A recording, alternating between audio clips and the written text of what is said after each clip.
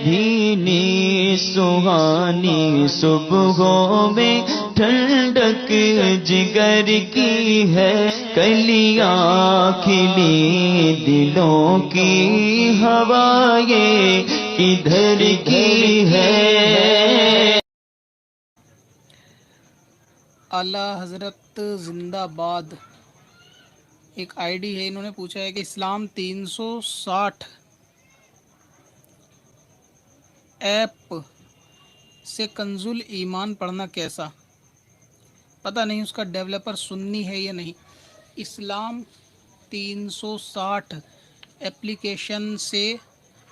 کنز الایمان پڑھنا، دیکھیں اسلام 360 غالباً یہ وہابیوں کی طرف سے بنایا گیا اپلیکیشن ہی ہے، جس کے ابھی کچھ وقت پہلے میں نے ایک دو ویڈیو کلپ دیکھی بھی تھی، کیونکہ میں نے اس کا دیکھا نہیں ہے اپلیکیشن کیا ہے کیا نہیں ہے، لیکن غالباً یہ وہی ہے۔ تو اس قسم کا اپلیکیشن کہ جس کے اندر جو ہے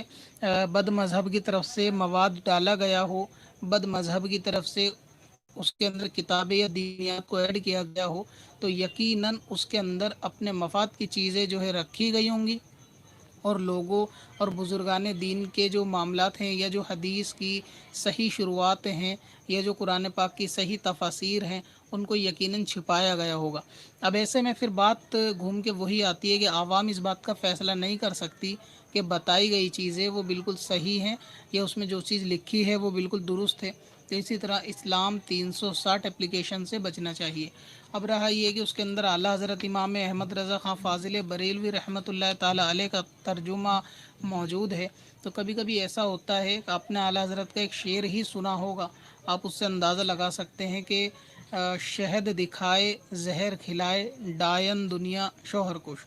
تو اس سے معلوم چلتا ہے کہ دکھانے کے لیے، لوگوں کو بہکانے کے لیے، لبھانے کے لیے، اور یہ میسیج دینے کے لیے کہ ہم جو ہے اس چیز میں بلیو نہیں کرتے، اور جو ہے اسلام اور شریعت ایک ہے، تو اسی لیے ہم جو ہے نا میل جول رکھ کے چلتے ہیں۔ تو اس میں کوئی شک شبہ نہیں ہے کہ اسلام اور شریعت ایک ہے، اس میں کوئی شک نہیں، لیکن یہ کہنا کہ ہمارا تعلق کسی سیکٹ سے نہیں ہے، کسی فرقے سے نہیں ہے، یہ بالکل کھلا جھوٹ ہوتا ہے۔ ہر فرقے والے کی طرف سے جو یہ دعویٰ کرتا ہے اس کا کہیں نہ کہیں کسی نہ کسی معاملے سے اس کا جڑاؤ ہوتا ہی ہے۔ جس طرح ایک حق پر جو ہے اہل سنت و جماعت ہے، تو اسی کا تعلق جس کو سنیت کہتے ہیں، آج کے دور میں اس کو بریلویت کہتے ہیں۔ اس کے سوا ہر شخص جو ہے وہ دعویٰ تو یہ کر سکتا ہے کہ شاید ہمارا تعلق کسی سے نہیں ہے، لیکن اس کا آپ بیک گراؤنڈ چیک کریں، اس کے آپ بزرگوں کو چیک کریں گے تو آپ پائیں گے کہ اس کا تعلق کہیں نہ کہیں کسی نہ کسی معاملے سے جڑا ہوا ہی ہے۔ تو اسی لیے جو ہے اسلام 360 یا باطل فرقے کی طرف سے کسی بھی قسم کا اپلیکیشن ہو، اس میں اگرچہ کسی سنی عالم کا کوئی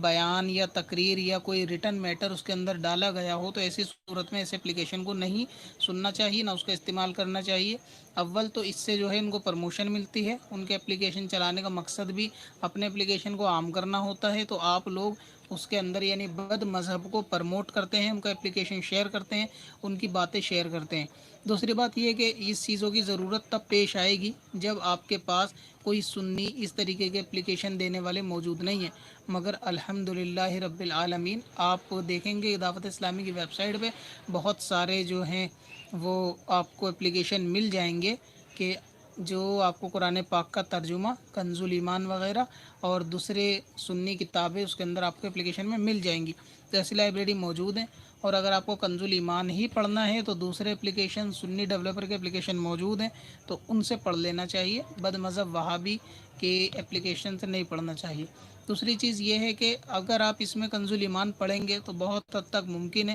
کہ بعد کنز الایمان آپ اس میں کوئی اور سی بک بھی پڑھنے لگیں گے، کوئی اور سی حدیث بھی پڑھنے لگیں گے،